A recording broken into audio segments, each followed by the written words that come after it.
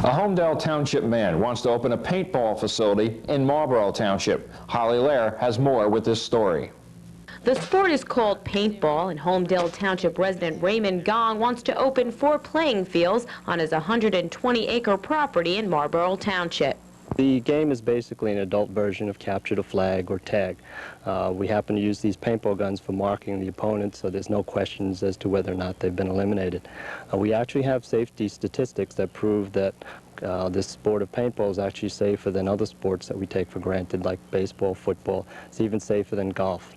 Gong says because of strict gun laws in New Jersey, there are only 2 paintball facilities in the state. In April, Gong won a suit against the state attorney's office, disproving the state's theory that a paint gun is considered a firearm. According to Gong, there are 500 paintball facilities in the United States, but some Marlboro Township residents don't want this type of warlike game played in their community. There's some misconception. Some people think of the sport of paintball as war games. So some people think there's some survivalist activities involved in it. There were even some claims about possibly us being neo-Nazis or having something to do about fascists, which, I mean, we're as far from that as possible. So we look at it as a sport, and we're very excited about the possibility of getting into New Jersey. It would add a tremendous boost to the tourism, which is what I've been talking to various business organizations about, where the business tourism has actually been down the last few years. I think the host sport can actually bring back a lot of revenues to the state of New Jersey. Gong says the paintballs, which are usually made of fish and vegetable oils or water-soluble paint, aren't dangerous at all. The paintballs themselves have been tested. They're biodegradable, non-toxic. I could probably even take one out and eat it, but they don't taste very good.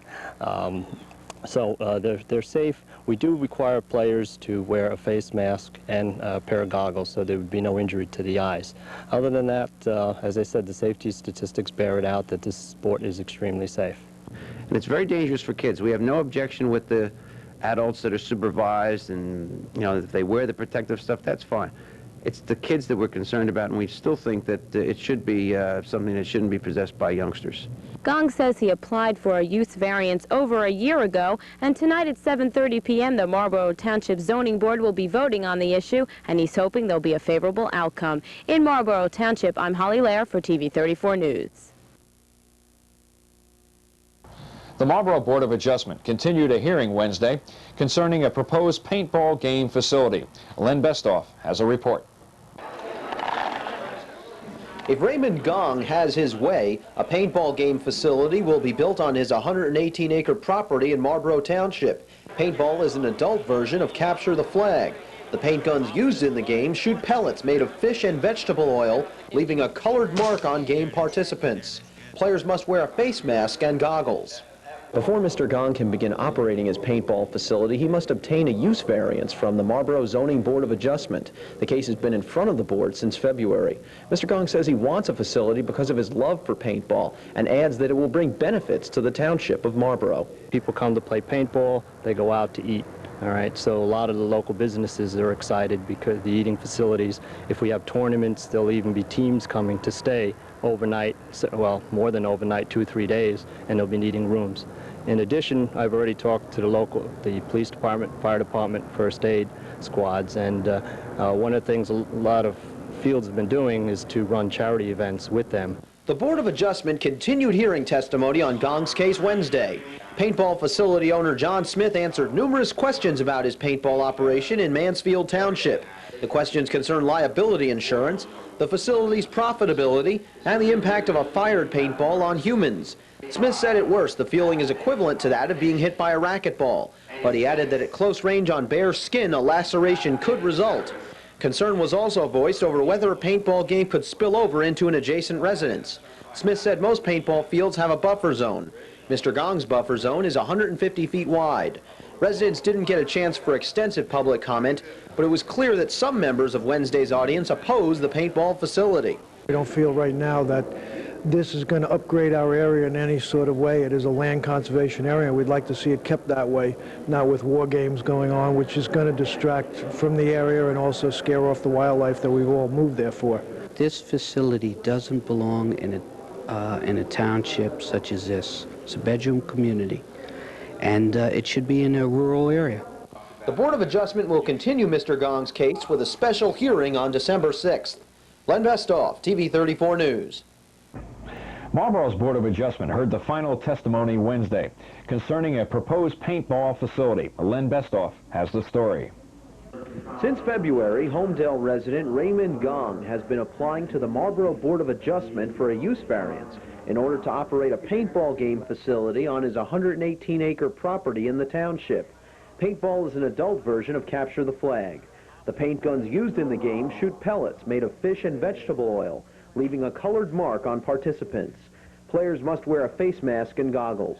Mr. Gong's property is in a conservation zone, and it contains wetlands, and his proposed use is presently prohibited. Wednesday's special hearing was called to hear the remaining testimony of the applicant, and finally, the applicant himself took the stand.